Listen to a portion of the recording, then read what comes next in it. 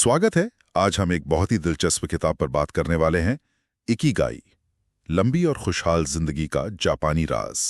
ये Hector Garcia और फ्रांसिस्क मिरालेस की लिखी हुई है।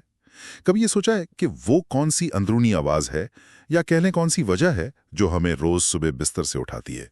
क्या बस ऑफिस भागना, बिल चुकाना, या कुछ और भी है? गहरा सवाल है। हाँ, तो आज ना हम इसी इकिगाई के कॉन्सेप्ट को समझने की कोशिश करेंगे।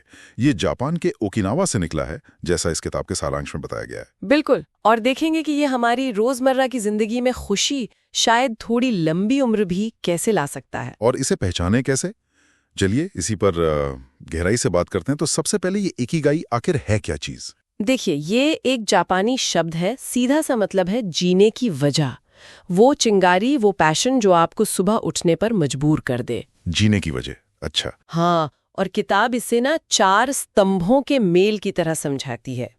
पहला, वो काम जो आपको पसंद हो, दिल से अच्छा लगता हो। जैसे मान लीजिए किसी को दोस्तों से गपशप करना बहुत पसंद है। दूसरा, वो जिसमें आप अच्छे हों, आपका कोई खास हुनर, कोई टैलेंट।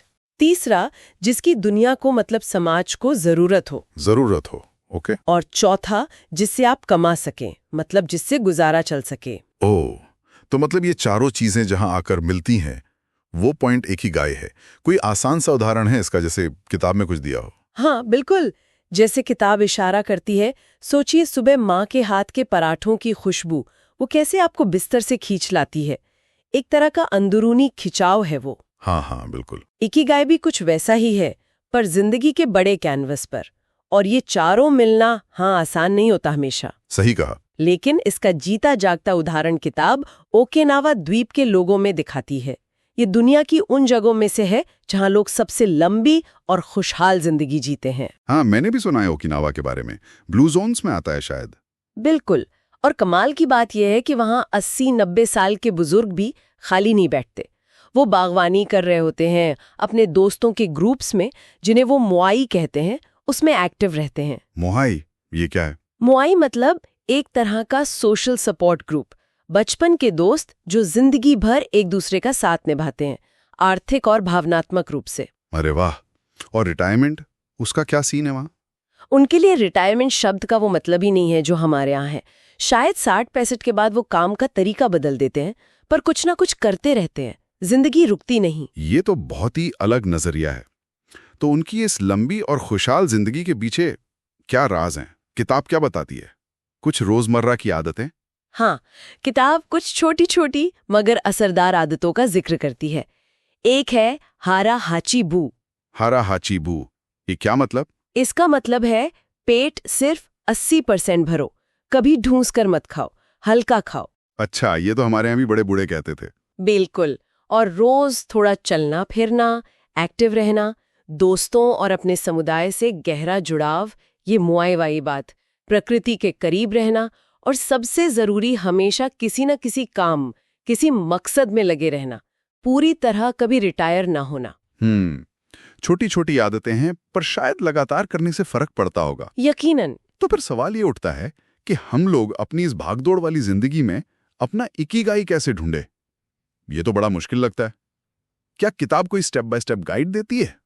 देखिए, कोई फिक्स फॉर्मूला तो नहीं है, पर किताब कहती है कि ये खुद को जानने का प्रोसेस है, सेल्फ रिफ्लेक्शन। पहले ये सोचें कि आपको सच में मजा किस काम में आता है, क्या करते हुए आप टाइम भूल जाते हैं। जैसे किसी को पेंटिंग करना पसंद हो सकता है, या किसी को बस पढ़ना। हाँ, फिर दूसरा सवाल, आप किस चीज में अच्छे हैं, आपकी ताकत क्या है, लोग आपकी किस काबिलियत की तारीफ करते हैं। जैसे कोई बहुत अच्छा ऑर्गेनाइजर हो सकता है, या कोई कहानी सुनाने में माहिर। बिल्कुल। तीसरा, क्या आपकी इस पसंद और इस हुनर से दुनिया की, समाज की या किसी और की कोई जरूरत पूरी हो सकती है?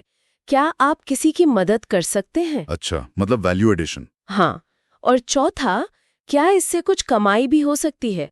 जरूरी नहीं कि बहुत ज्यादा हो, पर क्या ये सस्टेनेबल हो सकता है? तो ये चारों सवाल खुद से पूछने होंगे। जैसे अगर किसी को खाना बनाना पसंद है और वो अच्छा भी बनाती है, तो क्या वो दूसरों के लिए खाना बनाकर उनकी जरूरत पूरी कर सकती है और उससे कुछ कमा भी सकती है?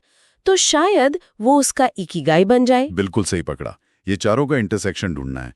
और किताब एक और बहुत जरूरी बात कहती है, फ्लो स्टेट में रहना। फ्लो, मतलब बहाव। हाँ, एक तरह से ये वो मानसिक अवस्था है जब आप किसी काम में इतने मगन हो जाते हैं कि आपको समय का, आसपास का, यहाँ तक कि भूख प्यास का भी एहसास नहीं रहता। आप पूरी तरह उस काम में डूब जाते हैं। हाँ, होता है ऐसा, जैसे कभी कोई अच्छी किताब पढ़ते हुए या कोई वेब सीरीज देखते हुए। बिल्कुल। तो ऐसा काम ढूंढना जिसमें आप अक्सर ये फ्लो महसूस कर सकें, वो इकिगाई के करीब ले जाता है। और इसके साथ वो ओकिनावा वाली आदतें, कम खाना, एक्टिव रहना, लोगों से मिलना जुलना, प्रकृति से जुड़ना, ये सब मिलकर एक खुशहाल जिंदगी बनाते हैं। सही कहा। मतलब ये सिर्फ कोई फिलॉसफी नहीं बल्कि जीने का एक तरीका है।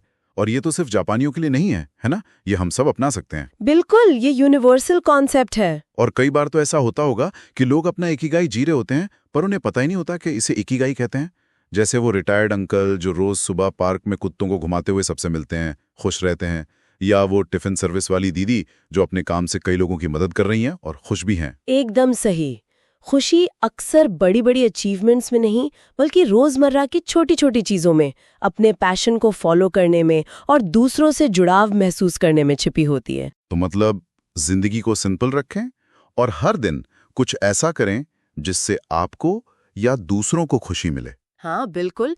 इस किताब का सार यही है कि एक लंबा और खुशहाल जीवन सिर्फ बड़े लक्ष्यों का पीछा करने से नहीं मिलता। ये रोज की छोटी खुशियों, अपने जुनून को थोड़ा थोड़ा जीने और अपने आसपास के लोगों से जुड़े रहने से बनता है। तो जाते जाते बस एक सवाल सोचने के लिए छोड़ जाते हैं सबके लिए आज, या चलिए इस हफ्ते ऐसी कौन सी एक छोटी सी चीज, एक एक्टिविटी हो सकती है जिसे करने से शायद आपको खुशी मिले या शायद आपके आसपास किसी और के चेहरे पर मुस्कान आ जाए। बस अपनी जीने की वजह की तलाश करते रहिए। छोटी ही सही, पर शुरुआत कीजिए।